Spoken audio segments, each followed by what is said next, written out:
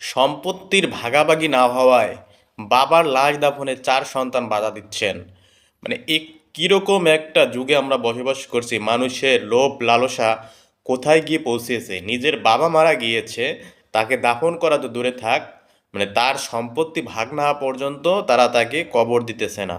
মানে 4 সন্তানই বাধা দিয়েছেন, কারণ হচ্ছে কি, তারা 4জনই চাচ্ছে সম্পত্তির ভাগাভাগি। এখন সম্পত্তির ভাগ হওয়া পর্যন্ত তারা তাদের বাবাকে তারা কবর দিবে না, তারা চাচ্ছে এটা আগে ভাগাভাগি হোক। এই জন্য তাদের 4জনই এই বাধা হয়ে দাঁড়িয়েছেন তাদের বাবার কবর দেওয়ার জন্য।